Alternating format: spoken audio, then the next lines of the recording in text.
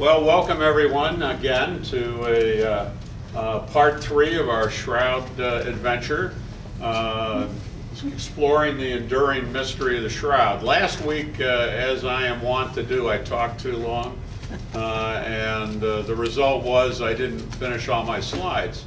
So in an adept artistry, I moved some of these slides into the beginning of this one, which means I'll probably be in even more trouble, so I'm going to try to actually not talk faster, but talk more succinctly and more directly to the points so that we get through the slides.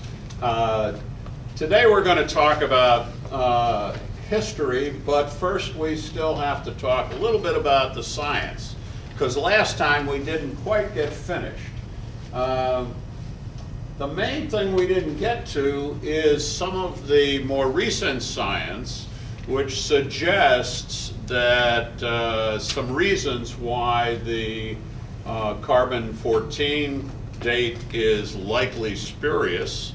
The predominant reason is that the area from which the sample was taken appears to be uncharacteristic of the Shroud as a whole.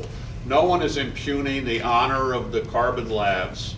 No one is claiming that the piece of cloth that they dated was dated incorrectly. The problem is that date in fact representative of the Shroud? There is some reason to believe that it's not. Ray Rogers, when he first heard about this idea that there could be a French invisible weaving that would have introduced foreign material that was contemporary at the time, 16th century material, that would skew the carbon date. When he first heard that, he said, these people are crazy. I can disprove them in 5 minutes. He told his friend Barry Schwartz that. And to do that, he took out some fibers he had, which were from that area of the Shroud. He had them because Reyes, you might remember, had taken a sample in 1973, and the carbon-14 sample was taken adjacent to the Reyes sample. So Ray Rogers got out some threads he had, he looked at them, and he confirmed a couple of things. One of the things he confirmed was that the threads had been manipulated. They contained cotton fibers, and the Shroud as a whole is a pure linen fiber, a pure linen cloth, woven from pure linen. There's no appreciable cotton anywhere on the Shroud except cotton that's gotten on the Shroud from people leaning over or touching it and stuff like that. And lo and behold, Rogers finds cotton not merely lying on the thread, but intertwined with the thread. Moreover, when the sample was being investigated, it actually fell apart into 3 pieces, and one of the pieces that it fell apart into was a piece of gum resin that was being used to actually attach the pieces together. And that's when he said, okay, maybe these guys are really onto something. Then he did something else. He looked, did some further microscopy, and he found that the fibers that he found had been encrusted with dye stuff. And he also found madder root, which is a dye, alum, gum arabic, and a very interesting test is a test for vanillin. Now, vanillin's related to the spice vanilla, and it smells really good, and it's exuded by lignin, which is a material that is at the roots of plants. So if you look at say a linen fiber, a tiny linen fiber looks very much under the microscope like a piece of bamboo. And as you go up the bamboo, there's these little root nodes in the bamboo, and those are lignin, and that lignin exudes vanillin, but it only does it for a period of time. And so very, very old linen tests negative for vanillin. There isn't any vanillin left. It's all slowly, I'll use the word evaporated, but I'm not sure that's quite the right word. And Ray Rogers looked at that as a possible way of distinguishing between old linen and young linen that's independent of the carbon-14 date. And he published some preliminary findings, and later he published a rather complete paper in, I can never remember how to pronounce this. Well, we have a picture of the reference. The point was that from a chemical point of view, the cloth was unlike the rest of the cloth as well.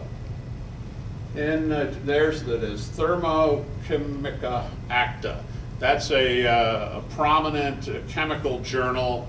Ray Rogers published a peer-reviewed paper in that journal reporting on his results. The conclusion was that the shroud, there's substantial evidence that the shroud's actually older than the carbon-14 date. And Philip Ball, writing in Nature Online, found the vanillin data in particularly quite interesting. Why is that interesting? Well, vanillin, the time it takes for vanillin to slowly leave a cloth, especially an ancient cloth, because in ancient times the bleaching techniques didn't take all the lignin and vanillin out of the cloth. More modern techniques take a lot of it out of the cloth, but older cloths did not have this.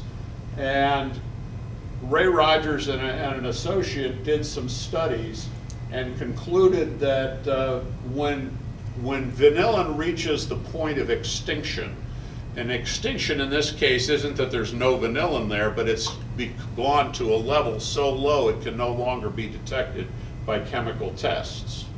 When it goes to extinction, it is at least 1,300 years old if it was stored in very warm conditions.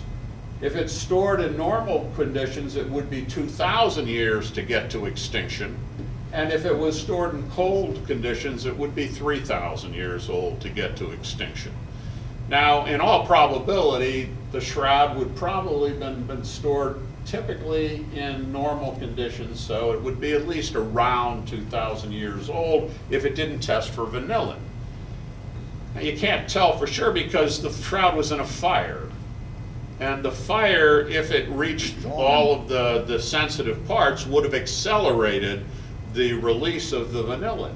But the interesting thing is, an old shroud, or a shroud that had been heated substantially, would have had all its vanillin extracted. It would all have been evaporated away. And the fibers that Rogers was testing from the sample area tested positive for vanillin.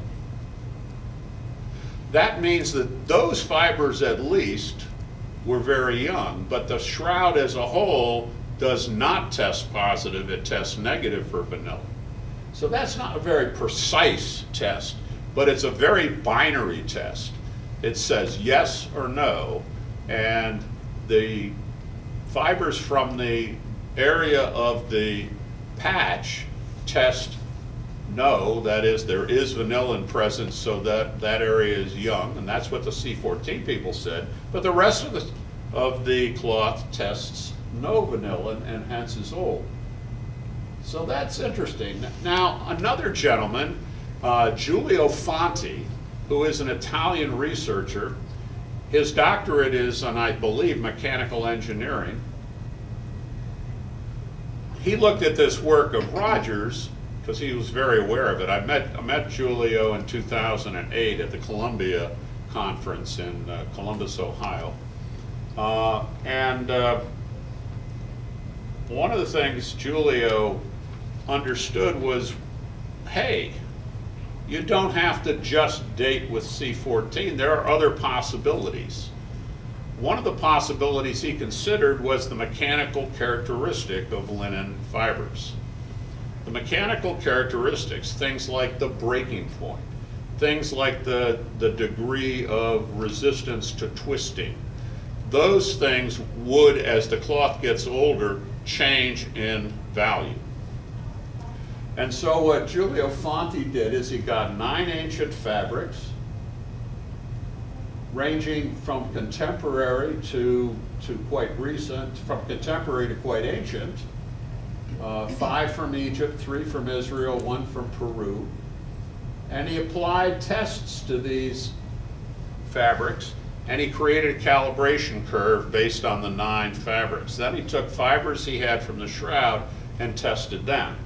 Those fibers came out based on the different tests as 300 BC plus or minus 400 years, 200 BC plus or minus 500 years, and 400 AD plus or minus 400 years.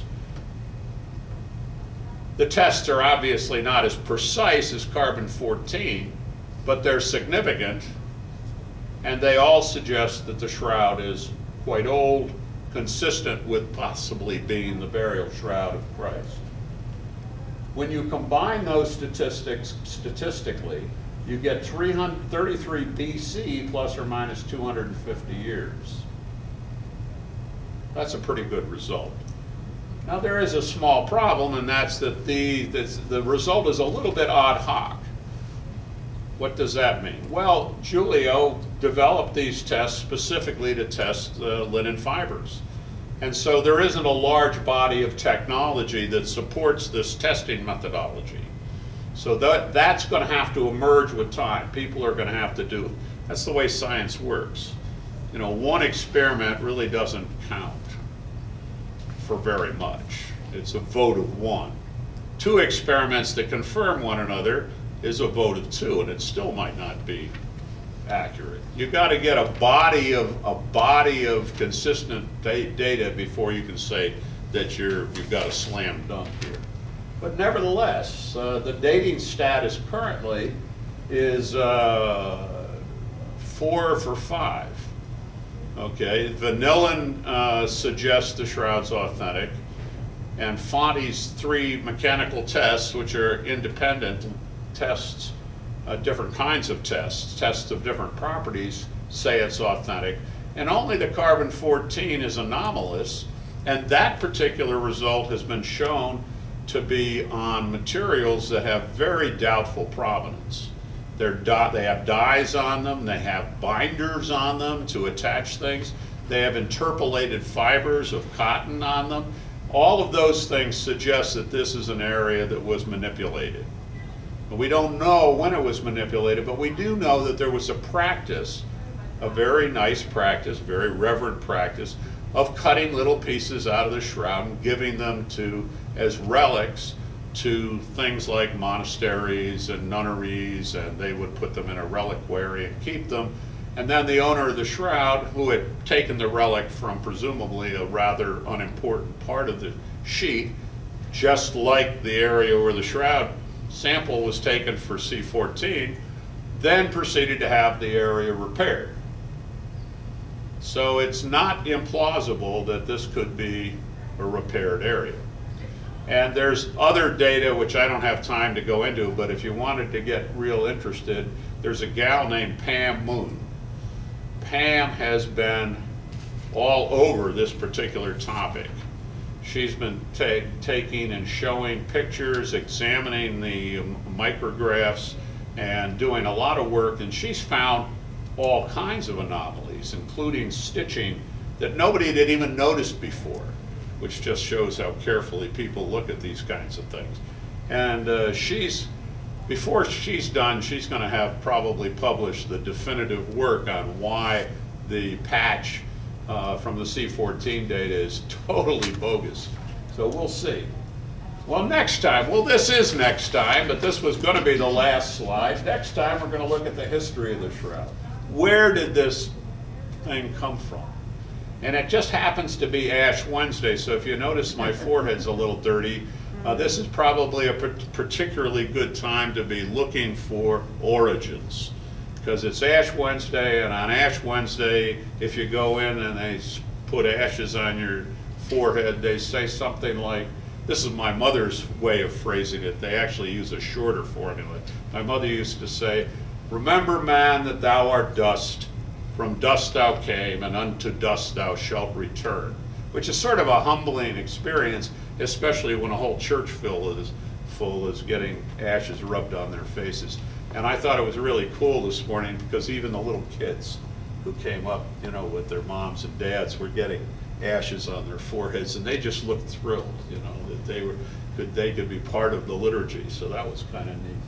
Well, let's go on then. We're going to look at the history. Well, where are we? Well, we've looked a little bit at the religion. We've seen a substantial amount of correspondence between the markings on the shroud, the wounds, the blood, and the passion narratives in the Gospels. We have seen last time that science has tended to corroborate the shroud. The blood is blood. The blood went on before the image went on. The image is anatomically accurate. It meets forensic experts who have looked at the image, have no difficulty interpreting it.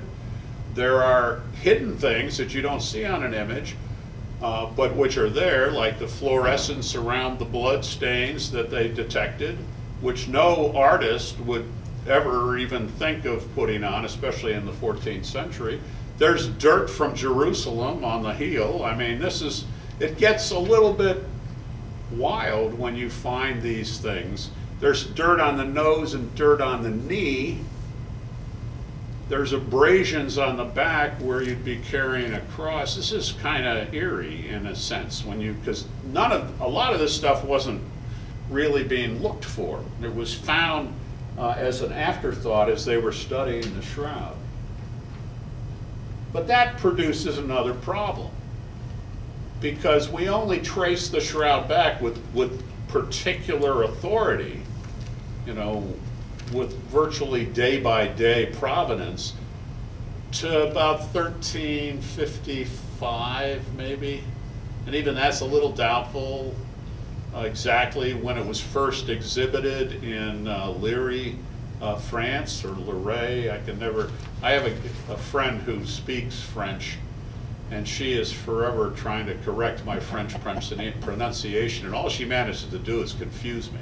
So now, because I never remember which one is it, was it Liry, what, anyway, so L-I-R-E-Y. That's where it was first shown to people, but we don't even know exactly when. We think about 1355. It had to be then. Well, we'll get into it. Let's take a look at the history, and then but we have a problem, because if the shroud's authentic, where was it before 1355?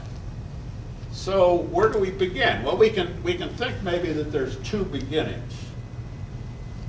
I got 1353. I'll give it like 1343 to 1355. Because 1343 is when Geoffrey de Charny chartered the church. And he had to have a motivation for wanting to charter a church. So there's a suspicion that he might have had the shroud and he wanted to put it in the church. He chartered a church in 1343. Now, in 1356 he was dead.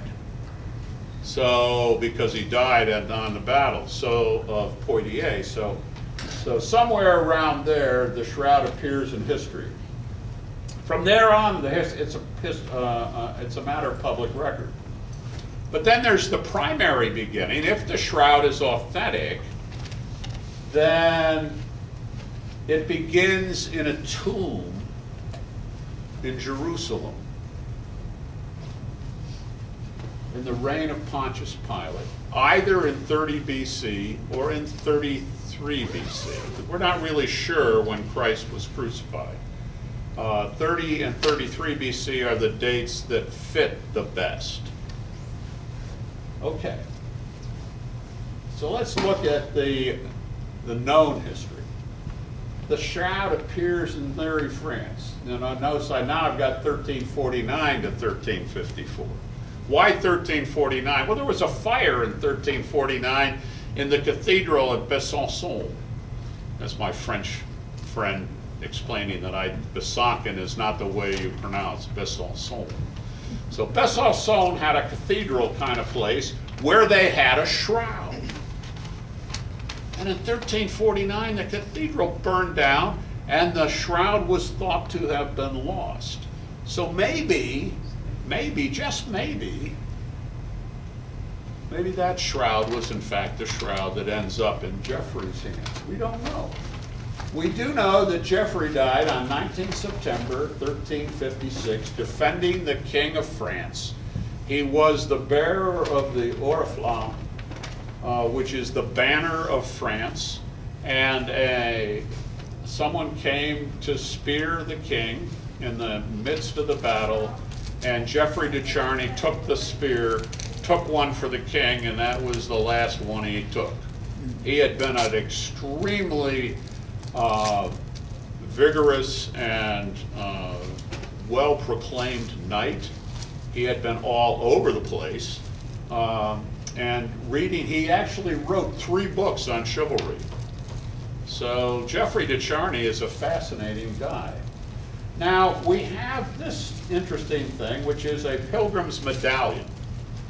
This medallion, in the Middle Ages, pilgrims, when they went to a pilgrimage site, would often get little pins and things. It's like we go to places and we get souvenirs. Get a little snow globe with Santa Claus and snow falling on them, or whatever it is. Or you go down to, I was in the airport at Albuquerque, New Mexico one time. And that was really an odd place because they were selling rattlesnake heads. You could buy yourself a little crystal globe, like a snow globe with a rattlesnake head in it. I think it was probably formaldehyde it was in or something. It was really kind of weird.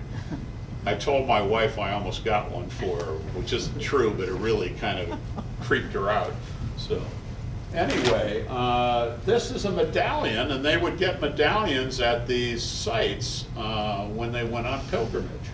This medallion was actually found in the Seine River in 1855, but it's a medallion of an exposition of the Shroud of Turin, which is fairly evident by the image of the front and back of a man here. By the way, this medallion is only 6.2 centimeters by 4.5 centimeters.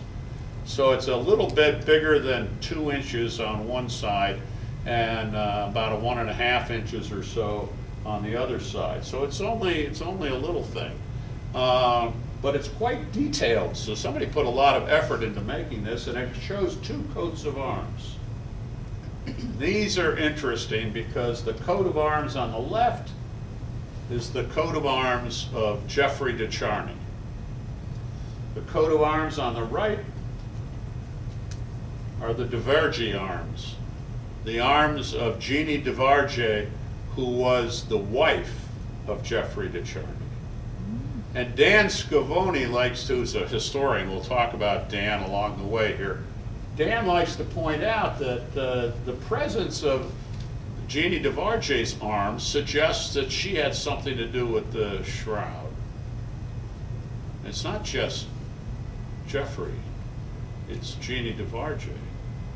And Jeannie Duvergy comes from a very interesting family, which we'll touch on as we go forward. This is an image of the Battle of Poitiers. This is Geoffrey de Charny going down. Geoffrey de Charny was lord of, I can't pronounce these words.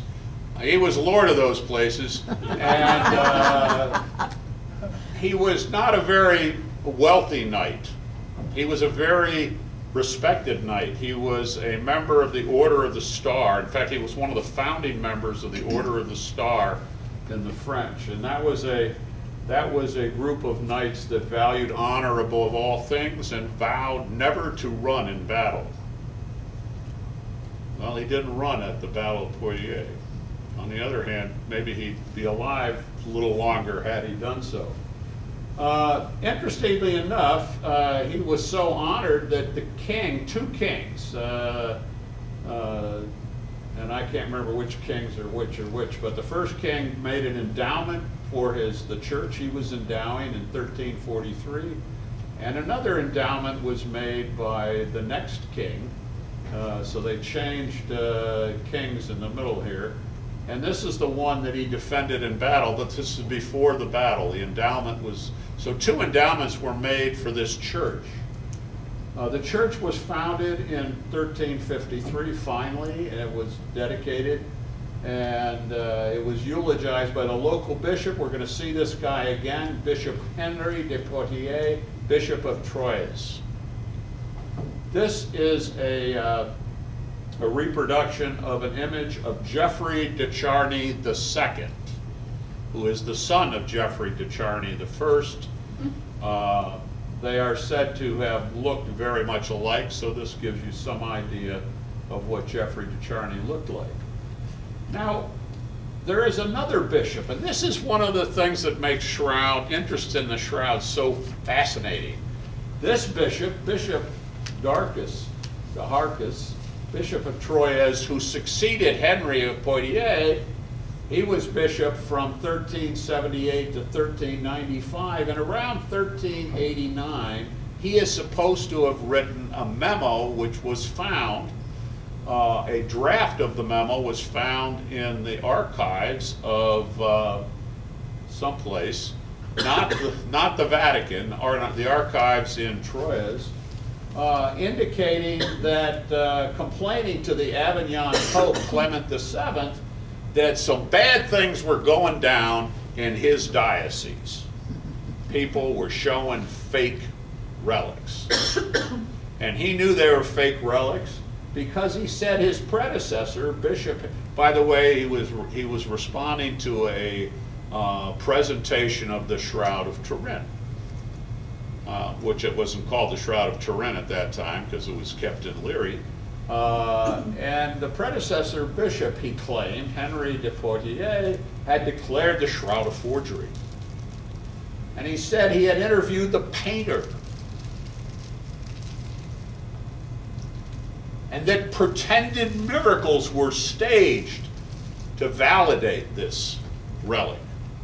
And he was outraged. He wanted the Pope to immediately forbid them to do that, and by the way, give him the relic.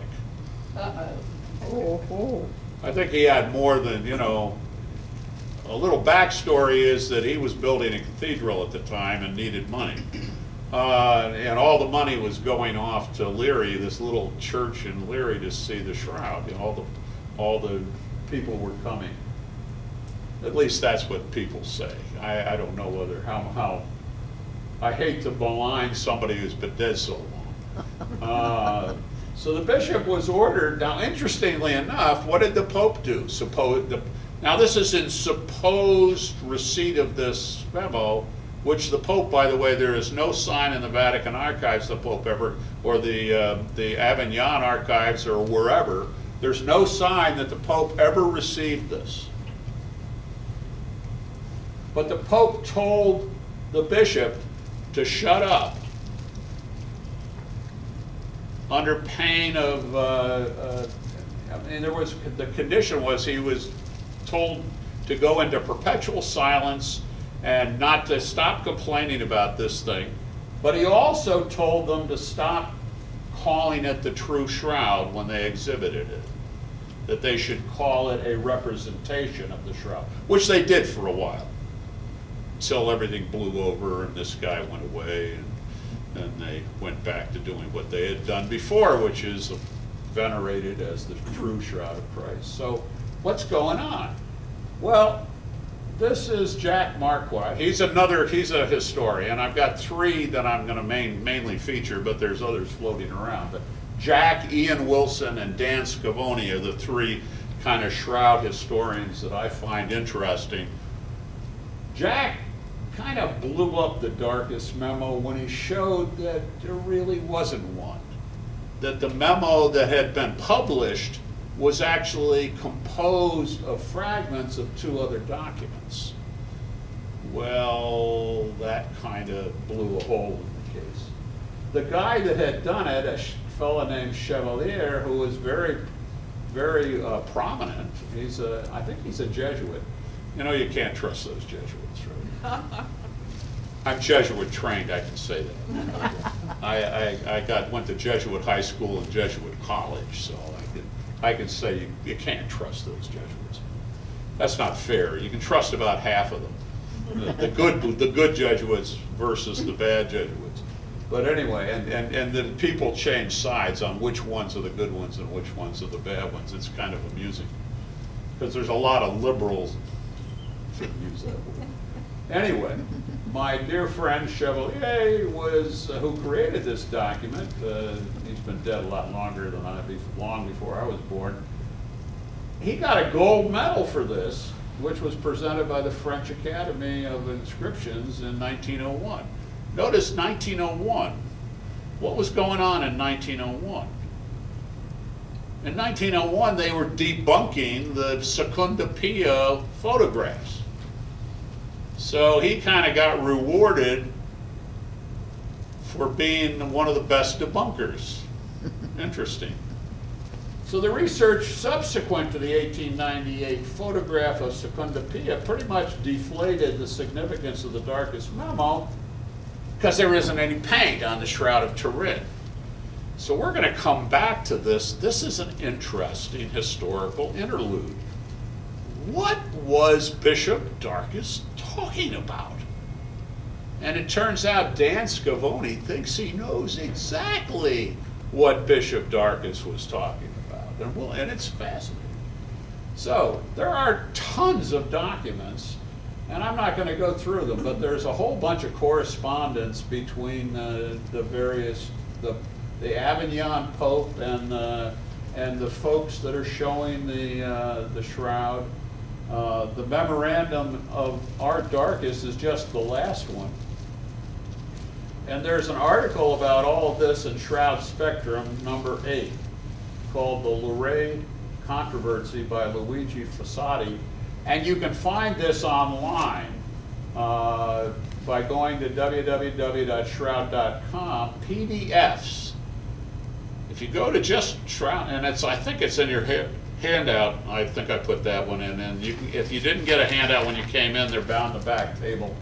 PDFs, and all the ones that start SSI are Shroud Spectrum International. That's a wonderful little journal. It was put together by a lovely lady named Dorothy Crispino, bless her soul. She died just this past year, but she put it through 42 editions, and it has all the best Shroud scholars. It's one of the only Shroud peer-reviewed journals that devoted itself to Shroud studies. So that's good. So we've got an observation I'd like to make. We've seen the Shroud's not a painting. So as I said, what's the good bishop referring to? We're going to come back to that. And notice the bishop received no support from the Pope or the king. Both of them, not only the Pope told him to shut up. The Pope told him, you must remain silent. And the king, didn't help either, because they went to the king and they said, seize this thing. So that didn't. So what's going on? What does the king know? Does the Pope know something? Maybe. We really don't know for sure, but we do know some interesting things which we'll come back to. Here's the De Charny-de Vargy period. De Charny is the son of, the son of Geoffrey and Jeannie de Vargy is Geoffrey II. We saw his picture, and he's displaying the shroud. In fact, his displays is what got the good bishop upset. But later, his daughter, Margaret de Charny, inherited the shroud, and she married this guy. I'm not going to even try to pronounce some of these names. But by June of 1418, she was widowed and married somebody else, Humbert of, this guy apparently has a reputation, according to what I read, of being a little bit skeptical about things, but he married Margaret. Margaret's trotting around with this shroud, and they went all over the place. Now Margaret has no children, and Margaret really doesn't trust her husband, but that didn't matter because he died. And then, he doesn't trust him if she dies, to take care of the shroud, because she's obviously very concerned about this thing. And they move all over the place, and it's kept in various places as they travel. It's almost like they're traveling from great family to look for a possible home for the shroud for the future. In 1438, her husband dies. In 1443, the Leary canons, these are the people that are running the Leary church that Geoffrey de Charny founded, they want the shroud back. Because they had only given it to Margaret for safekeeping. Now, Margaret has a slightly different point of view. She thinks that her family owns the shroud and she's not going to give it back. And all hell broke loose. I mean, the Leary canons complained to the king, they complained to everybody, and they even were so successful in their complaints that Margaret managed to get herself excommunicated because she wouldn't give it back. Now it's getting kind of ticklish because, you know, these guys are going to come and get it. She's got to find a home that's safe for the shroud, and she does. In 1453, Margaret, a widow with no children, conveys the shroud to Duke Louis I of Savoy, a very powerful figure whose family became the kings of Italy. So now the shroud is in hands that she trusts. Later, the Louis died in 1465, and his son instituted something that's called the cult of the shroud. And he actually had the shroud in a nook in a special church in Chambéry, and that's probably not pronounced right either. Chambéry, whatever. Anyway, whatever it's pronounced, it burnt down in 1532, which is where we got the Burns marks we see on the shroud today. And they had a heck of a time getting it out, and we talked about that last time. But the adventure continues. By 1434, the poor Clares, who were in the area of Chambéry, were asked to come in and repair the shroud. And they very carefully cleaned up the burns, put patches around the burns, stitched a backing cloth on because they were concerned that the cloth had been weakened, and overall restored the shroud to something that could be displayed. But meanwhile, Savoy is invaded by French troops. Remember, this is Italy now. And it has to be evacuated, and it's displayed in Turin in May, and it travels around a good deal while things sort out. And the king decides he wants to move his center of power to Turin. Well, how do you do that when everybody in Chambéry has gotten to think that the shroud belongs to them?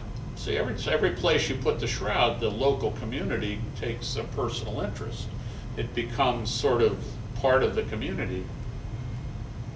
So in 1578, the king had an idea because St. Charles Borromeo and his companions wanted to make a pilgrimage to the shroud. And if you go to Chambéry, you've got to cross the Alps. But if you go to Turin, you don't. So the king of Italy was generously offered to bring the shroud to Turin so that St. Charles Borromeo and his companions didn't have to walk across the Alps. How nice. He did. And that was a great excuse because everybody didn't want to make Charles Borromeo walk across the Alps. Except that the shroud never managed to walk back across the Alps ever since. It's been in Turin since then. And it's been exposed, not frequently, but always to huge crowds. This is an exposition, I think, in the 1600s depicted. So you can see that the shroud's being held by clerics. Notice how kind of crude the image is. There are tons of images of the shroud. And they're on cloth, they're painted on the sides of buildings, They're on flags that were flown. There was a flag with the shroud on it flown at the Battle of Lepanto when this collection of forces turned back the Muslims who were attacking. The signet flag on Don Juan of Austria had an image of the Shroud of Turin on it. So it's interesting that so when you hear that there are hundreds of shrouds, you know, people, the debunkers of relics love to say there are hundreds of shrouds. There are. And the vast majority of them are paintings of the Shroud of Turin, which is kind of interesting.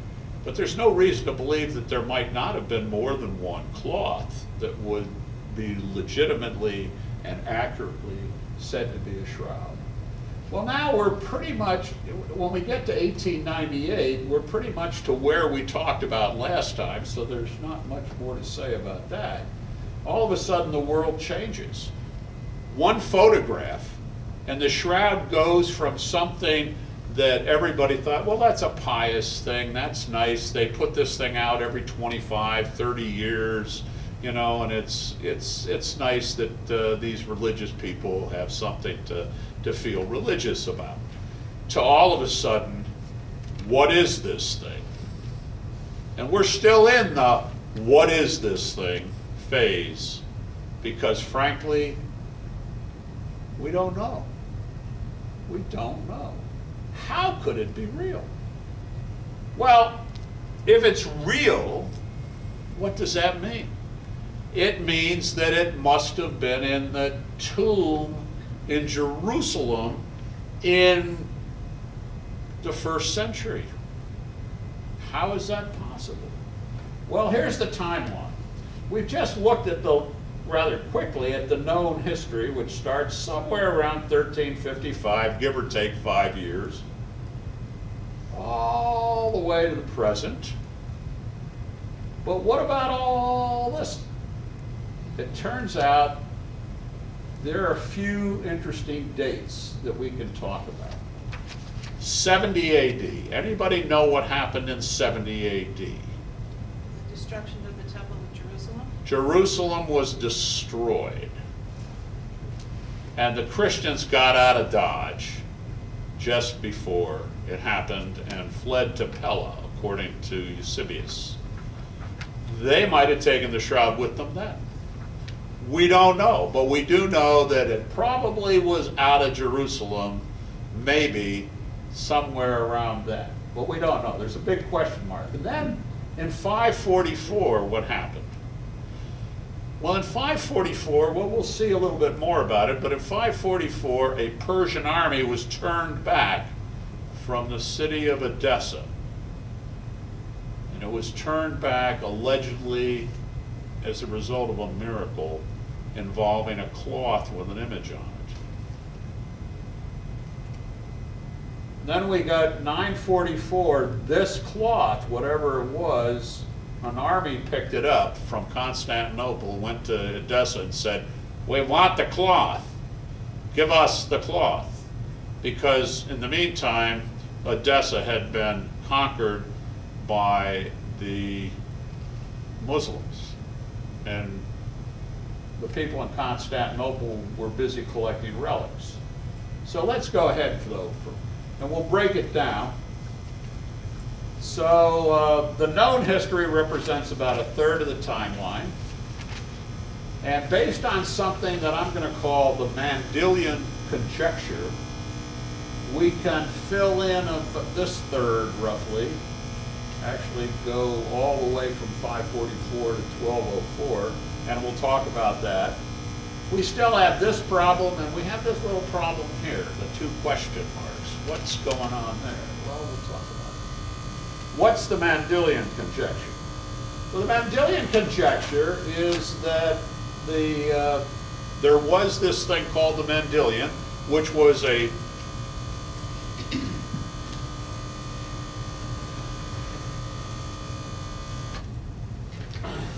excuse me. I didn't realize my computer was making noises. There was the mandelian was an image of Christ's head, but it was in landscape format, which is very unusual. Usually when you take, that's why they call it portrait format, you know, is that usually a picture of someone's head is in a format that's a little higher than it is wide. So you don't make a landscape portrait and then put a head in the middle of it as a general rule. So that was a little bit unusual. Ian Wilson wrote a seminal book, which by the way is another one of those things. If you picked up a copy of John Heller's book, you really ought to take a shot at get one of Ian Wilson's books. And he said in that book, could the mandelian of the Eastern Orthodox Church have been one and the same as the cloth we know today as the Shroud of Turin? That's what I call the mandelian conjecture. And the first question we have to ask is, does that work? Does the mandelian conjecture make sense? And my position is that it does. In fact, my position is that there's such a thread of continuity between the mandelian conjecture and some reports of an image on a cloth that is hard to imagine being anything but the Shroud of Turin to give warrant to Ian Wilson's idea. And the idea is, in some of the correspondences that point to a positive answer, is the coincidence of the Vignon markings. Now we mentioned them last time. Last time we mentioned them. We'll mention them again a little later. There's a description in a 6th century document that the image is like a moist secretion. And we know that the shroud has a very, very faint image on it. So that's sort of consistent. The landscape display of the image as depicted in much of the art, and just the unusualness of a landscape display points, as we'll see, to it probably being the shroud doubled in 4. Tetradiplon is the Greek word, and that's what it means, 4 doublings, 8 layers. And then we have a sermon from the deacon Gregory upon the occasion of this Constantinople army recovering the mandelian from Edessa and moving it to Constantinople. So we'll look at all those things. Okay, so how did the shroud, so we'll look at those. We'll look at them right this second. We're going to go back to this mystery point. Well, if the shroud is the mandelian and the mandelian is an image that's in Edessa, how did the shroud get to Edessa? What's that all about? Well, the shroud gets to Edessa. The journey begins on April 3rd, 33 AD. Now, I've got 2 choices. I've got April 7th, 30 AD or April 3rd, 33 AD. Why did I pick April 3rd, 33 AD over April 7th, 30 AD? I'll tell you. There was an eclipse of the moon at sunset on April 3rd, 33 AD. And not so many days later, St. Peter, addressing the crowd, is quoted in Acts 2, 19, 20, quoting the prophet Joel. And I will show portents in the heaven above, and signs on the earth below, blood and fire and smoky mist. The sun shall be turned to darkness, and it shows up better on the moon to blood. The moon to blood. This is the moon in a total eclipse. Before the coming of the Lord's great and glorious day. Why did Peter choose to use that quote? How about the fact that a few days before, when the Lord was crucified, at sunset, there was a blood moon? So that's why I personally think April 3rd, 33 AD is the right day. Other scholars pick other dates, but only really two dates in contention, April 7th, 30 AD, or April 3rd, 33 AD. Another reason I like, which is a little more mystical, is that if it's 33 AD, then Jesus started his ministry in 30 AD, and there was a 40-year period of testing while the people had the ability to recognize the truth of the Jewish people had the ability to recognize the truth before judgment would be brought on the city. So from 30 AD to 70 AD was the judgment period. That's pure speculation, but some people point out that 40 is a very important number in Jewish and even Christian numerology. So for the numerologists, 30 AD would be particularly appropriate for the beginning of the ministry. 70 and then 33 AD with the blood moon all hangs together. Yes, ma'am. Just as there are records about when there was the lunar eclipse, April 3rd, 33 AD. Okay, can you hear me? Yes. All right. I got a gadget in my ear this time, so I'm doing a little better than usual. So just as there are records of this, other records other than in the Christian scripture of the earthquakes that took place. There are earthquakes. The whole area in Jerusalem is very active. I don't know if there's any specific records saying that in 33 AD, for example, that a big earthquake took place that maybe tore the veil of the temple, Right. that sort of thing. Right. I don't know. I haven't made a study of that. I'm mainly doing this because, I think I want to justify 33 AD and I want to point it in context. But I don't have I do know a guy, I ran into a guy at a Shroud conference, which was a really strange guy who was into mysticism, and, they find me, I think, at breakfast in the hotel. This guy came over and sat down and talked to me, and he was absolutely convinced that somewhere under Golgotha was a tunnel in which was hidden the Ark of the Covenant, and that when Christ's blood was speared and the earthquake took place, the blood fell down through a crack in the ground and fell on the judgment seat or something on the Ark of the Covenant. I thought the Ark of the Covenant was under the temple. Well, there's another story that somebody has it off in Ethiopia or Yes. something. So Yeah. Yes. I've read that too. They might. I mean, nobody's got a picture of it. I'll believe it when they trot it out and show me the. So let's go on here. I'm going way too slow. This is a disaster if we don't get cranked up here. Okay, so a little more scripture. We go into the tomb. It's an interesting thing because John 24:8 talks about, the women have come and said they've taken the Lord, we don't know where he is.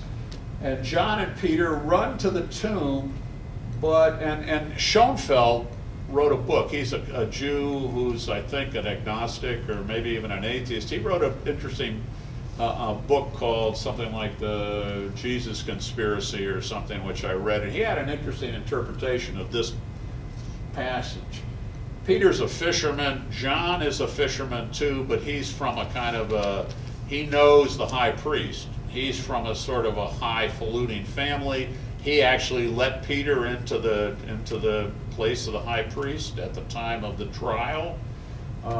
So they run to the tomb, and John stops outside the tomb, and Peter rushes in.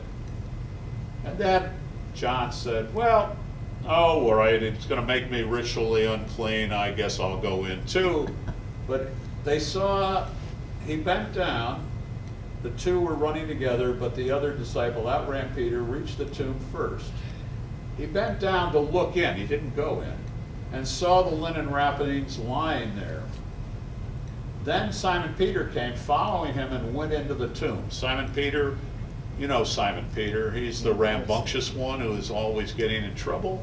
He runs into the tomb. He doesn't care about being ritually unclean or touching grave cloths or anything like that. Into the tomb. And John said, and went in right afterwards, you know. And he saw the linen wrappings lying there. Wrappings, it's plural. There's more than one. The cloth that had been on Jesus' head, not lying with the linen wrappings, plural, but rolled up in a place by itself. Then the other disciple who reached the tomb first also went in. That's John now. And John, he saw and believed. Now, one of the first articles I ever wrote about the Shroud of Turin, I concluded the article by saying, what did John see and what did he believe? The next verse is something, for they had not yet known the teaching about the resurrection. And one person I saw who analyzed this said, so what he believed wasn't the resurrection. He believed something, but what in fact did he believe? And his position, this particular guy, position was that he believed then, for the first time perhaps, that he really was the Son of God. And it was only later that they understood, when Jesus reappeared to them, that he had been resurrected. We don't know. But John saw something significant. But what's this other cloth, the linen one, rolled up in a place by itself? Well, it turns out there's more than one relic of the burial. There is in Oviedo, Spain, a cloth covered with blood. Just covered with blood. And it's called the Sudarium of Oviedo. And we're going to look at the Sudarium of Oviedo, because if the Sudarium of Oviedo touched the same corpse as the Shroud of Turin, it will corroborate the authenticity of the Shroud of Turin. So we have a missing cloth. Are there any other missing cloths? Yes, there are. There are other relics. Now, are they authentic? Who knows? Unless you look and you study a relic, you can't tell whether it's authentic or not. I mean, relics have a bad rep, but the bottom line is a lot of them are quite authentic. The shroud, was there more than one shroud? It turns out that there's a literary record that suggests there was more than one shroud. There may have been a shroud that was used as kind of a stretcher to carry the body to the tomb. And then it was rolled up in the tomb, because one of the things that is part of Jewish burial is you must preserve the blood that is shed after death, the blood that had contained the life. So you can't, if blood is shed, you should capture it, because it contains the spirit of the person.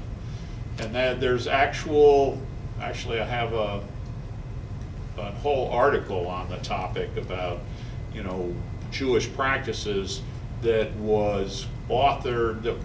Two Jewish rabbis were consulted, one from Jerusalem, who conveyed the details about this. So people that say, well, the body must have been washed because that was Jewish practice, that's true, but not in the case of people who died a violent death where blood flowed. They had to capture the blood that was in the body, because that blood is part of the life force of the person. So what is this cloth about? Well, the cloth was wrapped around, we'll get to it a little later. There's another cloth, a holy cap, which is kept in Cahors. Now, there's no image on the top of the Shroud of Turin. And the people who like to debunk the Shroud of Turin say, there's no image on the top that can't be authentic. Okay, but there is a tradition that there is a cap that was put on the body, and that might be that Jaws thing that kept the mouth closed, but it didn't affect the image, as we talked about last week. There is such a cap. It has blood stains on it. Now, nobody, to my knowledge, has studied that cap, so it might be authentic or it might not, but it would explain, if it was in place, why there's no blood stains right above on the top part of the head.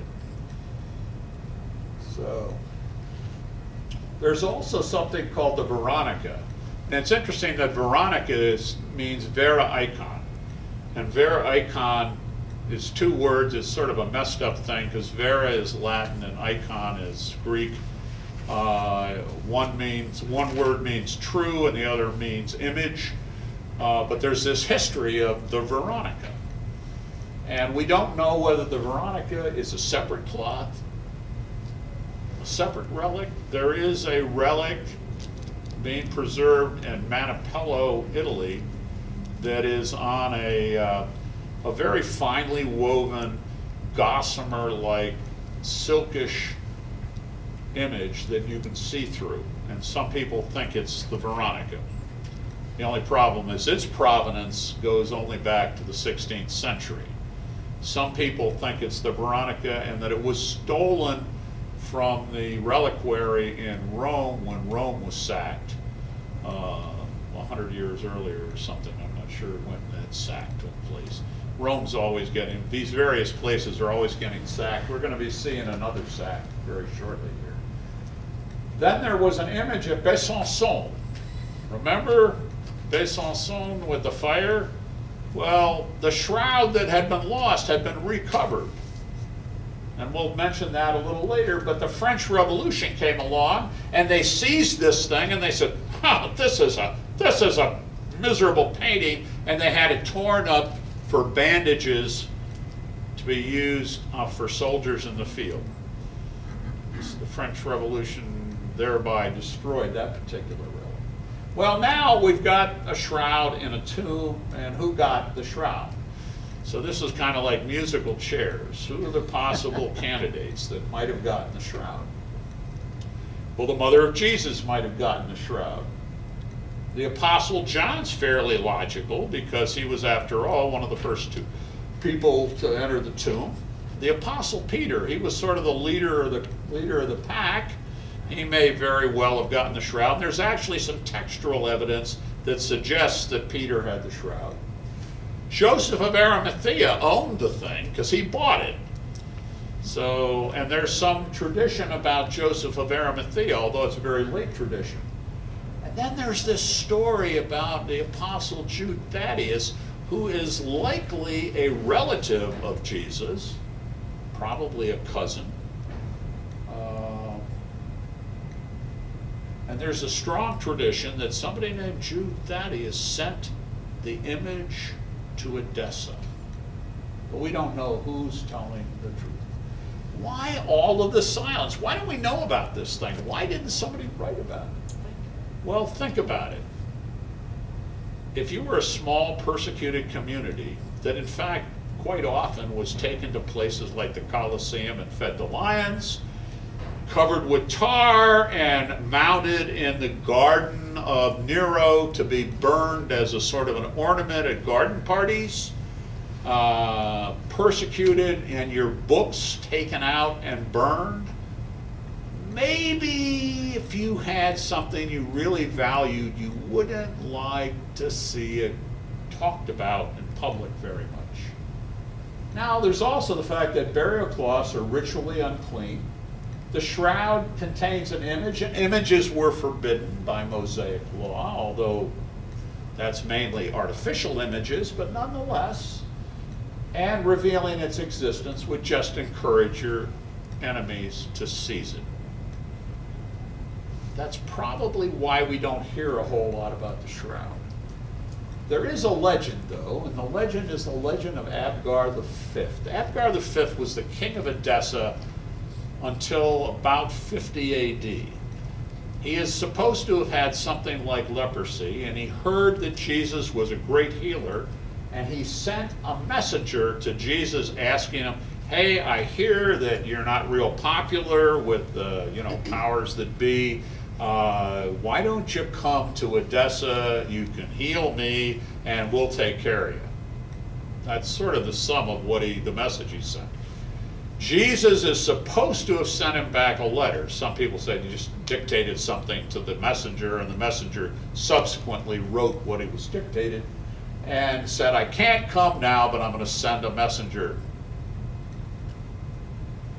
And there's a message, a whole story, which is recorded in Eusebius's ecclesiastical history of a messenger, the apostle, or the disciple really, Addai, who was sent by Thomas, the apostle, to the king, and the king was cured. No mention in Eusebius of an image, but the king was cured. Now, there's three takes on the Abgar, on the legend, how, and then we'll take a look at these. On the way, we're going to mention spy clues. Remember, the church is persecuted. The church isn't trying to show people what's going on, but they probably want to know, the faithful need to know about these things. So could the early Christian community have exchanged information about the Shroud? Now, at the St. Louis conference, a gentleman gave a talk, and he talked about an example from Galatians, which we'll take a look at. Another writing that I have points out that there's clear evidence that the Christian community had secrets. Although I have much to write to you, I would rather not use paper and ink. Instead, I hope to come to you and talk with you face to face so that our joy may be complete. What is John talking about? Now, he says this twice in 2 John and 3 John at the end of both letters. So there's some things I can't write down, but we'll get together and we'll talk about them, you know. I don't know what they are. But there are some early examples in the Apocrypha. There's a thing called the Hymn of the Pearl in the 3rd century, and we'll look at that in a later slide. And there's lots of little things that Reverend Al Dreisbach, bless his soul, he's dead now, but he was a big proponent of what he called spy clues in Scripture and in the Apocrypha that could give you clues about the Shroud of Turin. And here are the 2 John and 3 John quotes, but there's also Galatians, Luke, and John, which we've already seen some of that. Here's Galatians. The Galatians 3, you foolish Galatians, who has bewitched you? It was before your eyes that Jesus Christ was publicly exhibited as crucified. What? You know where Galatia is? It's between Constantinople and Edessa. Here's a Galatia right there. What is this? Before your eyes, Jesus Christ was publicly exhibited as crucified. That sounds like the Shroud of Turin, frankly. That's actually something that was suggested by Dr. Frederick Baltz at the recent St. Louis symposium. Nobody had mentioned that one before, but it does sound plausible, possible anyway. And he offered an argument that it referred to the shroud used in Paul's evangelization. Then there's Luke 4. This is mine. I've always been bothered by the fact that these 2 angels, the angels seem to me to be figures of the 2 images on the shroud. 2 men in dazzling clothes. Why do you look for the living among the dead? He is not here, but has risen. Why? So you come to and you find a cloth that's got 2 images on it. And what is the message of the cloth? He is risen. He is not here. Who's testifying to that? Well, the image on the right and the image on the left. It's a stretch. And then Peter ran to the tomb, stooped and looked in. This is the same Peter that we saw in John running to the tomb. Saw the linen cloths by themselves. He went in and was amazed at what had happened. So this is an account similar to John's, a little bit different take. Here's John 25 to 10. Again, we saw that a little bit earlier.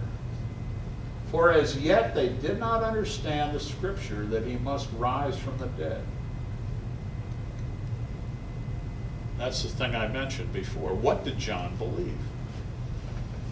They don't understand the scripture he must rise from the dead. What does he believe? He believes that Jesus was able to leave a shroud. Now, John Jackson believes that the shroud was wrapped around, it was laid over Christ, and then the side strip was wrapped to secure the cloth. And he thinks that the body just sort of disappeared from inside the cloth. That would account for why when you looked at the thing, you say, something strange happened here. It's not that the body just isn't here. It's the wrapping's all still wrapped around. Nobody that stole the body would do that. So we don't know. It's just very strange. Here's Galatia, though. Here is Antioch. Jerusalem is down here somewhere. And this is Edessa. Okay, so these are sort of the geometry. This is Constantinople. So let me go ahead and mention the Hymn of the Pearl. We're going to have to, I want to get you guys a little bit of a break here. The Hymn of the Pearl is in early Syriac. It probably goes back to the early 3rd century. And here's a quote from it. Suddenly I saw my image. This is Christ speaking. Suddenly I saw my image on my burial garment like in a mirror. A mirror? And myself through myself, for myself facing outward and inward, as though divided, yet one likeness. So there's two images, one front and back, but one likeness of the King of Kings.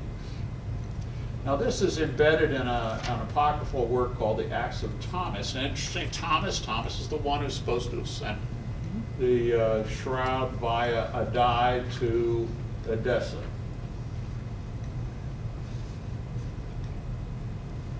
Now there's some other ancient witnesses, and I want to move ahead, but some of them, one thing is the evolution of the idea that the shroud had an image on it.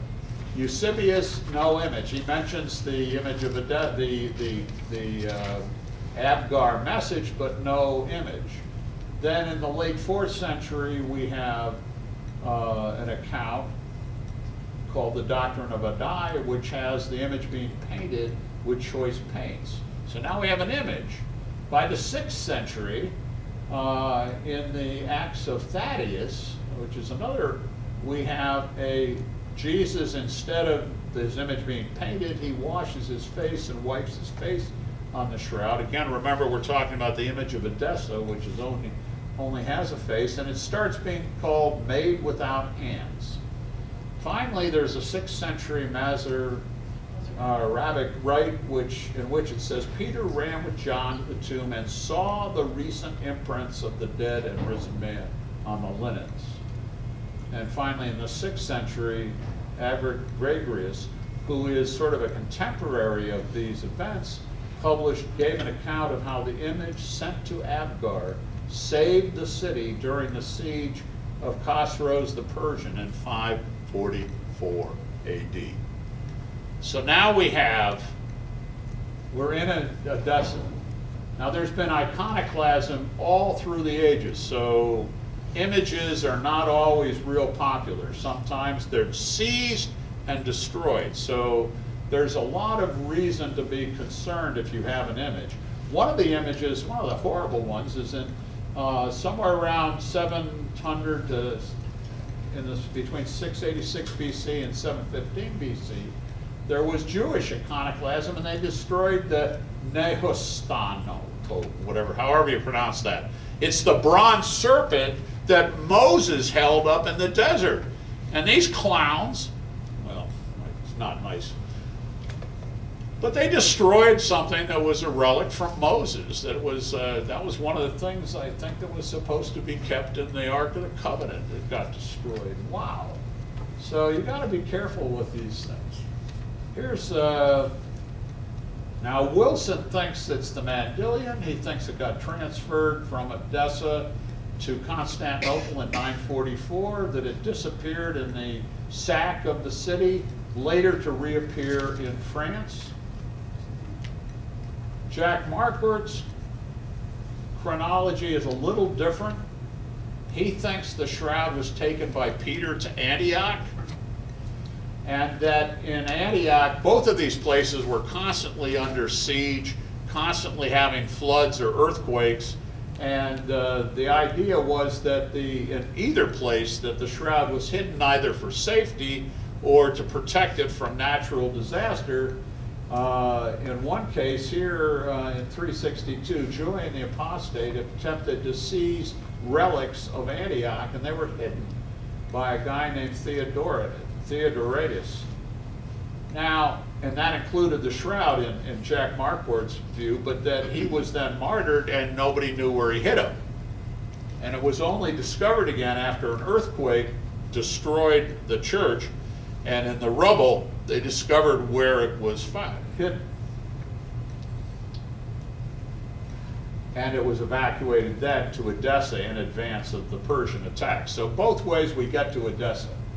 Now, Dr. Scavone, he thinks that there's a mysterious role of Joseph of Arimathea which led to the Grail legends.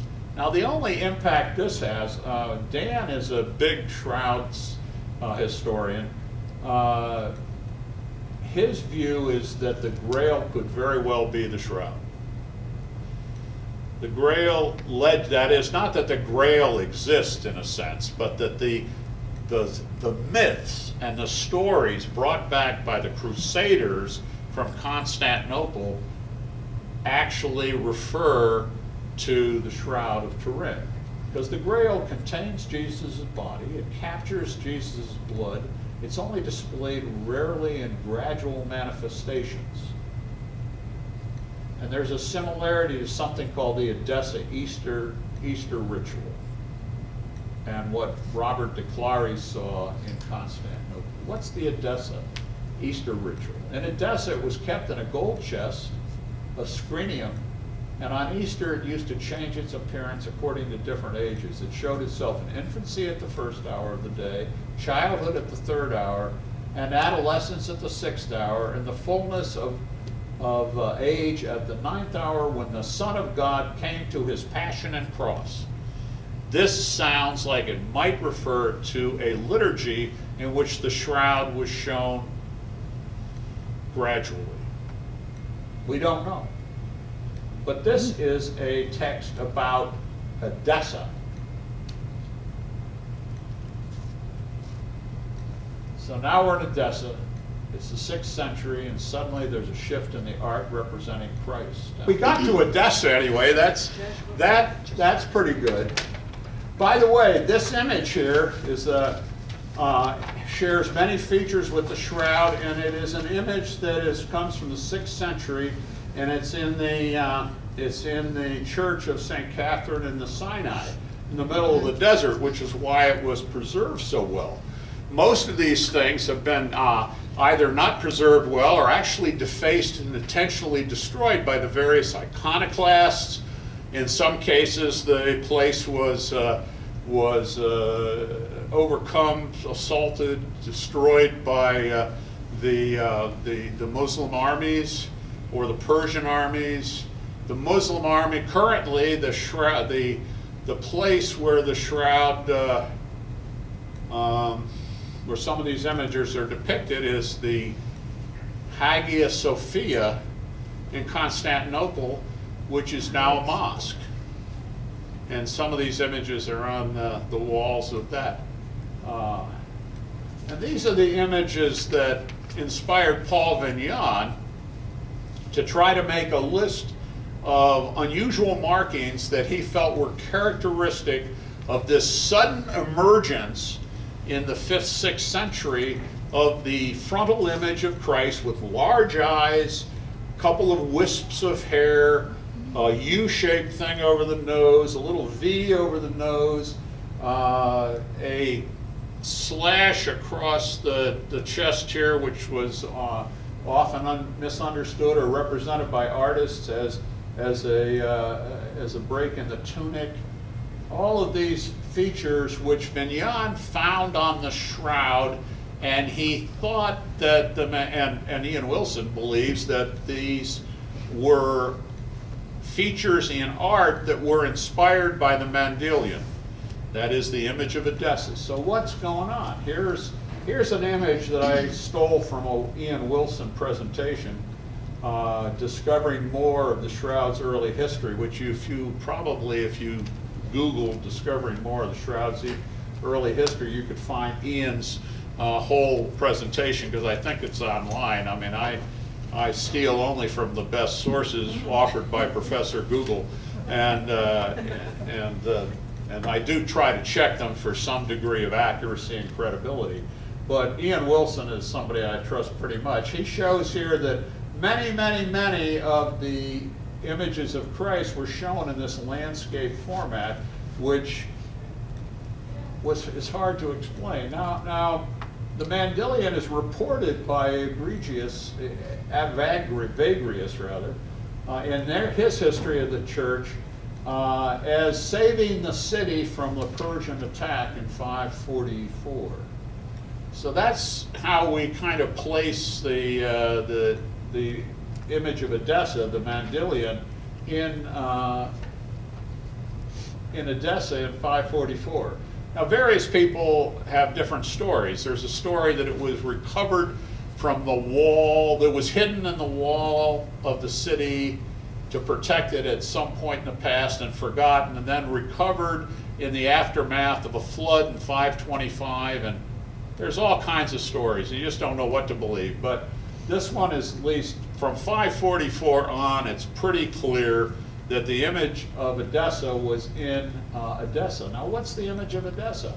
Ian Wilson believes that what the image of Edessa is simply the shroud folded tetradiplon-like, so that there's 8 layers, and it ends up in a plan-form horizontal configuration. And this is an image of Jude Thaddeus bringing the shroud to Abgar. Now, there's a whole backstory about Abgar, which I don't think we have time to go into, but there's 2 Abgars that are important: Abgar the 5th and Abgar the 8th.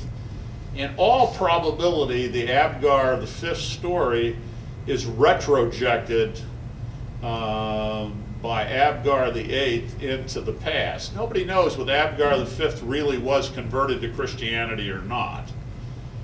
Abgar the 8th clearly was, and he's in the 200s. I don't know what difference that makes, but when you read the historians, they're all over that particular one. So here's what the shroud looks like when it's folded exactly tetradiplon. Okay, so it's in a horizontal configuration with the head in the center. Now, recently at the conference, Petrus Soons published a paper. He actually published a paper a little bit before the conference, and he gave a paper at the conference in St. Louis. And he says that he can detect a halo that's slightly lighter around the head, which would sort of imply that the shroud had been depicted like that, with something overlaying the cloth with a circular or oval thing letting the image of the head through. But since the shroud was only taken out of its reliquary, it was in a gold reliquary in Edessa or in Constantinople, wherever it wouldn't be exposed to the light very often.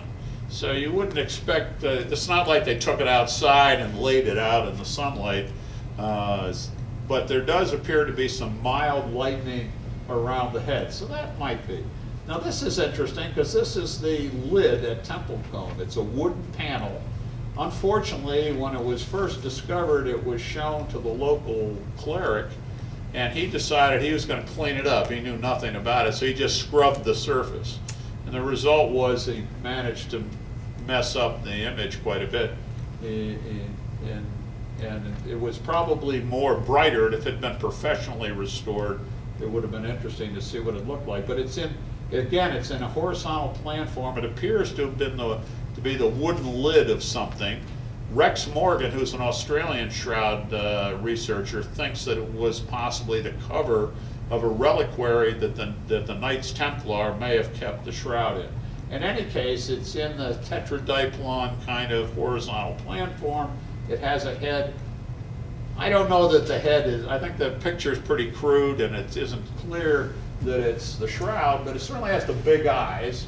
Now here is a depiction of the shroud folded in tetradiplon, showing that just on the back side that might have been wrapped around a panel that was securing it, you see the chest wound, and that's going to be very important. This, by the way, is taken with a piece of a shroud that was this long, folded up and lying on my kitchen table. So this is, but that's what it looks like when it's folded tetradiplon. Here's the tetradiplon lid, and here's the chest of the shroud with the man of the shroud. We've mentioned Max Fry. I won't go into him a whole lot more. It is important that he noted that the shroud has pollens from the Holy Land on it. Not only the Holy Land, though, because he has pollens from the Anatolian steppe, which would include Galatia, by the way. Include Galatia and include Edessa. And there's a few pollens from Constantinople. One key thing, and I think it's becoming to a head, is that in all likelihood, these were not necessarily pollens that were either wind-blown or insect-borne. They could very well be pollens that were in aromatic spices or substances that have been laid down on the man of the shroud and then subsequently got on the shroud. Remember last time I talked about the possibility that those two configurations of the cloth might involve spices having been packed by the body.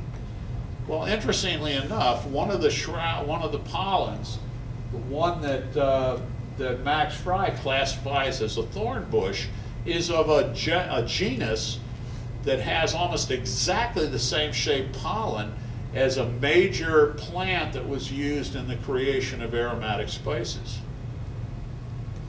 And it may be a misclassification, and that's kind of coming to the fore since one pollen researcher pointed out that Max kind of went beyond his evidence when he said it was the thorn bush. It could just as well and more likely be this aromatic flower that was used in the fabrication of spices. So that's something that's kind of interesting. So we're in Edessa, and we go up to 944. Now, why 944? Well, the Byzantine Emperor Romanus I managed to reach an agreement with the Muslim authorities, and he agreed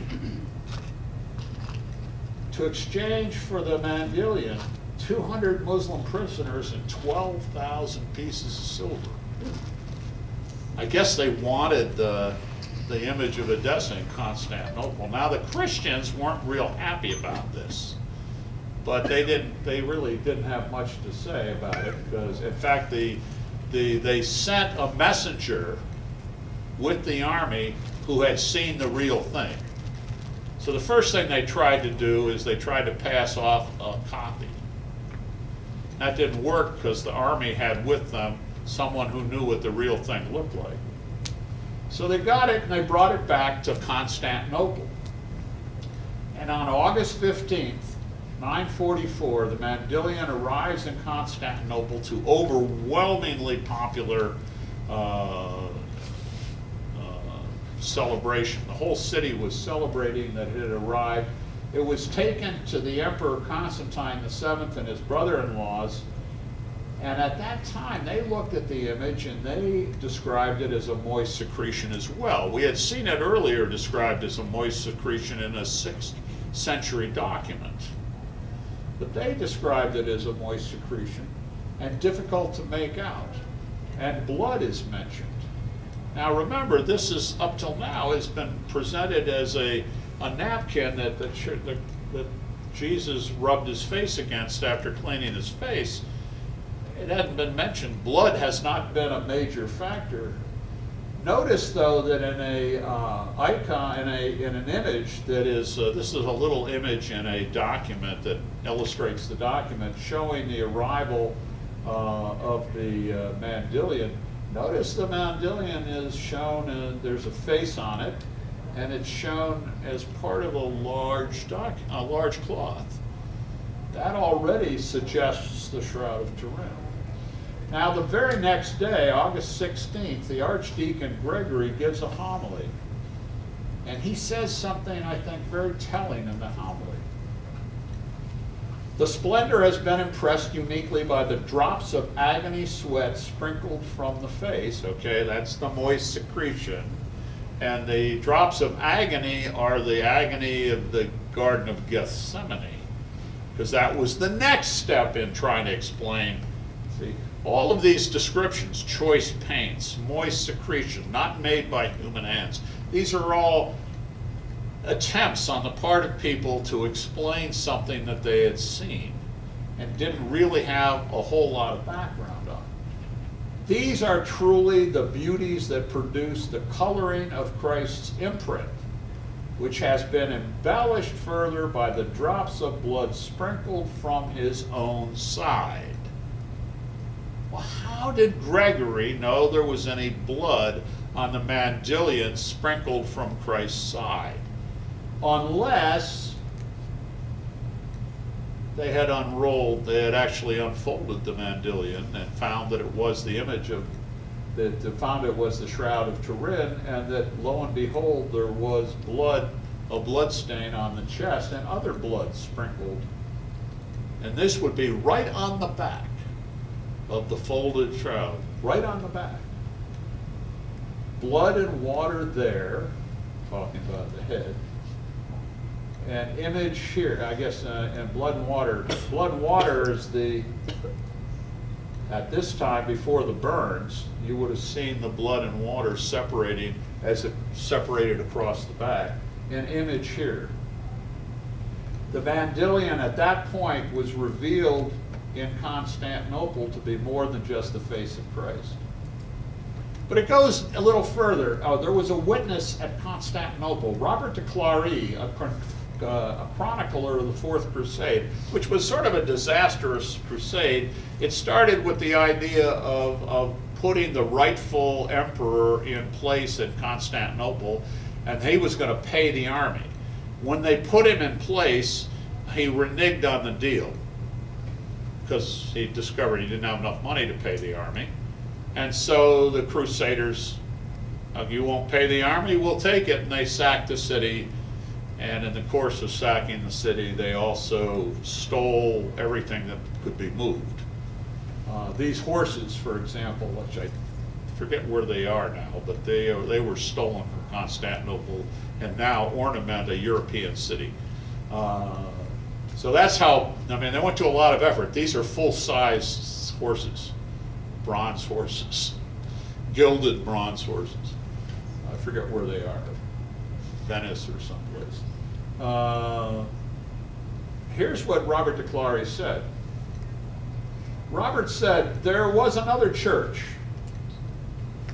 which was called My Lady St. Mary of Blancheret, Cernay, where there was the cindoins, that is the shroud, in which our Lord had been wrapped, which every Friday raised itself upright so that one could see the form of our Lord on it. And no one, either Greek or French, ever knew what became of this shroud when the city was taken. It was raised up so you could see the form of our Lord. Now, we remember the iridescent Easter ceremony, where at 1 you saw a baby, and at 3 you saw this, and Jesus is transformed from a child to an adolescent to a crucified man. Well, that sounds like an unfolding. He says, raised up. Well, we're going to see something interesting about that. Meanwhile, after the sack of Constantinople in 1204, when the shroud has disappeared, quite an interesting number of traditions, which may be motivated by the shroud, developed in Constantinople and in Eastern Orthodoxy. Some of them had started earlier. Basically, there were little garments, small, not garments exactly, small melismos, which often showed the baby Jesus, and they were used to cover the communion bread before it was sliced.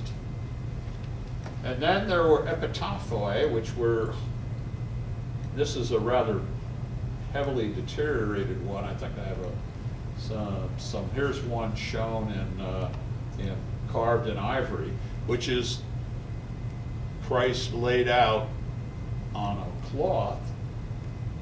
And these were cloths that were used to lay over the altar. In many cases, they were brought in procession to the altar and laid on the altar. And remember I said there were flowers and there are these little burns that might be due to incense, that perhaps at high holy days the shroud itself was used. And then a very odd sort of artistic depiction begins to appear after 1204, mostly, called the Man of Sorrows, which shows Christ coming up out of a box, which is always said to be the tomb, but it's out of a box, with his arms crossed, similar to the shroud, with a wound on his chest. It's a shroud-like image. And this makes you ask the question, what motivated these images? Obviously Christ, but was it due to the shroud earlier having been in the city? Now, the presence of the shroud is also testified by Nicholas, an Icelandic abbot in 1157, who came back and said he saw a shroud with blood and body of Christ on it. 1157. This is before 1203 when Robert de Clary saw it. Going back further in time, we find an illustration in something called the Hungarian Prayer Codex. This is a document, Hungarian document, has small illustrations of Christ being laid out in the tomb, being anointed, and there is a second illustration which appears to have the women coming. They find the shroud.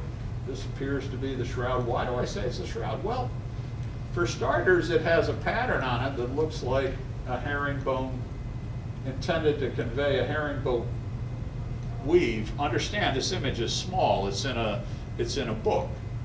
But what about these holes? These are reminiscent of the burn holes on the shroud that may have derived from a Constantinople Easter liturgy that went wrong, where the incense pellets fell on the shroud. So you have the herringbone twill of the shroud. This document dates from between 1192 and 1195. These are all way in advance of the carbon date. Now, when Stirp in 1978 did its work, one of the things they did, I think I mentioned this last time, is they noted that this backlit experiment that was being done by the Italians could be, they thought, gee, let's take a picture of the shroud in transmitted light. And they put a light behind the shroud, and two things immediately emerge. One is that the blood stains are fine. You still see the blood stains. All the blood stains are just, the image has disappeared. This indicates the image is very, very thin. It's very ephemeral. Something else, though, there's a whole bunch of horizontal lines. What are these? Discolorations. John Jackson saw these, and he saw some other data because they also took grazing light photographs. I haven't gotten a good found a good image of the grazing light photographs, which showed the wrinkles in the shroud. And Jackson studied the wrinkles and the discolorations. He concluded that something had made these that was probably pulling the shroud out of a box. And using nothing but the discolorations and where they were, he did an engineering back engineered something that I'll just call the Constantinople device. Here are some images of John Jackson talking about these lines and pointing out that they were regular, that they had a structure that suggested a device. He put a device together, and then it was demonstrated in the documentary, a BBC video called Shroud of Turin, BBC The New Evidence. You can see that on, I stole these images with frame capture, but you can, from that video, so you can see the whole video about it online. And here's a couple of these man of pity images, which show Christ, different images, all showing Christ being raised out of a box. And here's the Constantinople device that John made, and he demonstrated it for the film crew, and they pulled a duplicate of the shroud, or representation of the shroud, out of the box. And here it is shown as someone in the Cathedral of St. Mary de Blancheret may very well have seen it, as Robert de Clary did in 1203. That's interesting. There's evidence on the shroud that corroborates exactly what Robert de Clary says. There's evidence of a device that was used to pull the shroud out of a box. Well, the city was sacked in 1204. Everything's shot. We got a lot of slides to do. So what happened then? Margaret de Charny had two things to say about the shroud. One of them was a gift freely given. And the second one was the spoils of war. And you have to understand, the Pope was not happy with what these clowns had done in Constantinople. The leaders of the Orthodox Church, some of the secular leaders, sent letters to the Pope demanding the return of the things that the Crusaders had stolen. The Pope told the Crusaders that they should return everything. Of course, they didn't, under pain of excommunication and things like that. So all of a sudden, to be shown that you were holding on to something that had been taken in the sack of Constantinople, well, it's not a good idea. You were going to have somebody would come and take it from you and try to give it back to those people in Constantinople, and it's ours now. We took it fair and square. We sacked the city and got all the relics. Now they're ours. So nobody ever gave the horses back. Nobody ever gave the shroud back. But it wasn't bandied about that that's where we got it.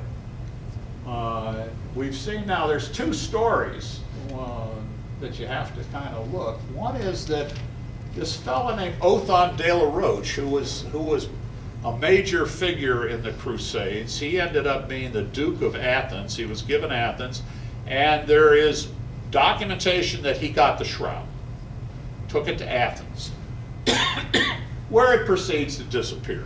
Nobody knows what happened to it, except there is documentary evidence that he was holding it in Athens, and that one of the leaders of Athens wrote to the Pope and said, make him give it back. Disappeared. Okay, so what happened? Did it go to the Knights Templar? Did it go to Geoffrey de Charny? How do you tie this together? Well, there's a couple of stories. Here's the simple story. Othon de la Roche captures the shroud during the sack, takes it to Athens, where he's been awarded the fief of Athens, and then this letter is written by the despot of Epirus, which is part of Greece, and who wrote Pope Innocent III wanting the shroud bag. Sometime, not known, Othon ships the shroud back to Burgundy, where it ends up finally in the Cathedral of Besançon, from which Jeanne de Chavergy, who is a descendant of Othon de la Roche, conveys it to her husband Geoffrey de Charny as part of her dowry. Pure speculation. It's a reconstruction by Dan Scavone, but it's fairly convincing in some respects. There's a few complications. 1349, the cathedral in Besançon burns down, and the shroud there is said to be lost. 1377, the missing Besançon shroud is discovered in a niche in the rebuilt church. Now, how did it get there? The church burns down, they rebuild it, and suddenly in the niche in the church, there's a shroud. Ah, but it's got to be the shroud because it rejuvenates a man and brings him back to life. Does this sound familiar? Isn't there some bishop named Darshish who says that there was an investigation? The presiding cleric over this whole is a Devargy. So the speculation that Dan offers is that there really was a shroud in Besançon. It was the painted copy used to cover for the fact that the shroud had gone to Geoffrey de Charny, and the painting had been commissioned by Jeanne de Vargy. And so all this stuff about faking miracles and a painting, that's all true. It just wasn't the Shroud of Turin, it was the painted fake that was trying to cover the fact that they'd snuck the Shroud of Turin out of Besançon and into the hands of the de Charnys. Okay, the French Revolution destroyed the Besançon shroud, otherwise we'd have it, that would be cool. This is an artist rendition of it. This document, I don't have any source on it, it's a 17th century drawing that compares the shroud to the Besançon shroud, which was only half a shroud. It was the front only, which probably tells you something about how the shroud had been traditionally exhibited at Besançon, because they didn't know that there was a back, maybe. So there was a front only, and this is the shroud, pretty crude. This is a drawing of it, and I don't know if the actual painting was as crude as this, but that's the one that the French Revolution destroyed. Well, what's the more complicated story? Well, there's a more complicated story, and that's that the Othon de la Roche, if you had valuable stuff, you wanted a powerful protector. The Knights Templar maintained a whole bunch of castles which ended up being kind of like banks because they protected stuff for people. It's not unreasonable that Othon de la Roche, who we know had a shroud, might have not given it to, but given it into the keeping of the Knights Templar. We don't know. The Knights Templar, knowing what it was, might very well have used it in initiation rites. And there's some rumors that they did. The rumors, whenever you have secret rites, any of the, like Masons or even the Knights of Columbus, they have these rites where you go through ceremonials and you're not supposed to tell anybody about the ceremonial. And the result is there's all kinds of rumors that run around about what do they do there. Well, there were rumors that the Knights Templar were worshiping a head and committing sexually obscene acts and all kinds of things. Well, there was a reason for these rumors. The Knights Templar had a lot of money. They had a lot of castles. Henry VIII did something similar not too terribly long after this, and got a lot of monasteries and a lot of castles and things. Well, this is somebody who's ahead of the game, and he moved in on the Templars, accused them of heresy, had them seized and put under torture. And under torture, at least one of the claims was that they were made to kiss a two-headed image with 4 feet. A two-headed image with 4 feet. Huh. Then on March 18, 1314, the Templar leaders were sentenced to perpetual imprisonment.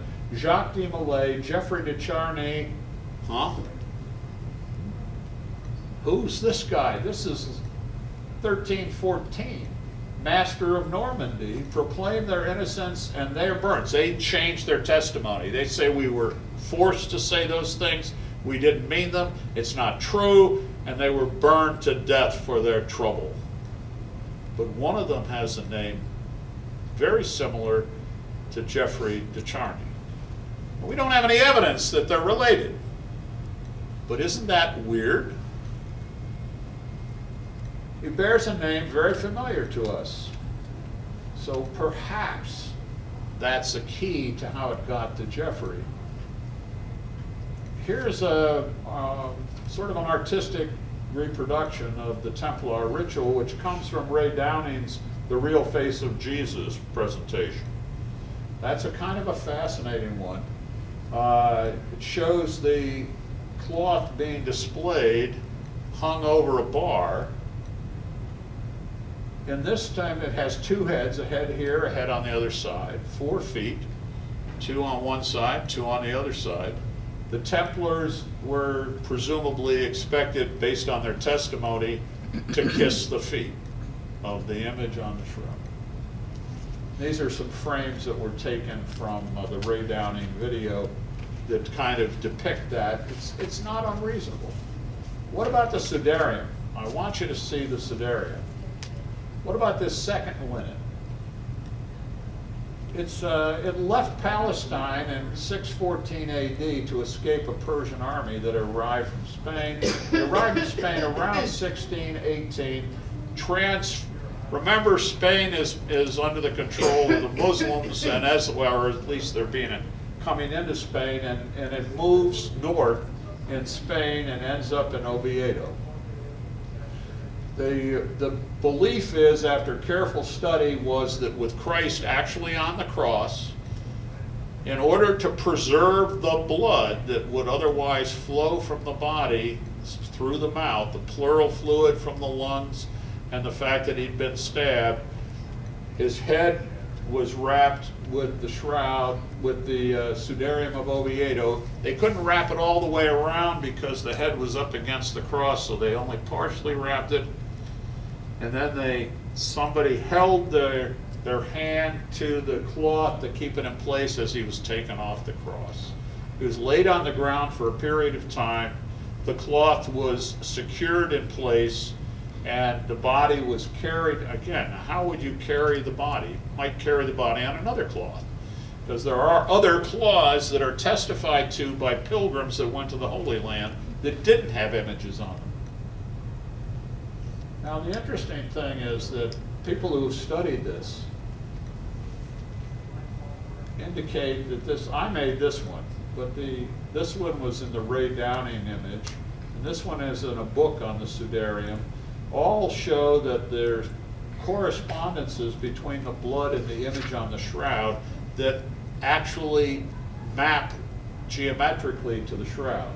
This is the back of the head being morphed by Alan Wanger's technique of changing polarizers, and it shows that there's some correlation between the blood on the shroud, which is there, and the blood on the sudarium of Oviedo. There's more blood on the sudarium, which you might expect, because it was against the head. And by the time the head was lying against the shroud, there was less blood because some of it had been taken off by the sudarium. The interesting thing is, these correspondences are on a cloth that has never been together, the 2 cloths that have never been together in our knowledge, because the image, the Shroud of Turin left Jerusalem sometime and moved either via Antioch or directly to Edessa. thence to Constantinople, thence to Athens, thence to Besançon, thence to Liri, Chambéry, and Turin. Meanwhile, the Sudarium of Oviedo left Jerusalem in 614 and traveled to Seville in about 618 and ultimately north ahead of the Muslims to Toledo and then to Oviedo. And except for Jerusalem, these claws have never been together. Never. So how come they have the blood on both claws is type AB? They can both contain pollens from Jerusalem.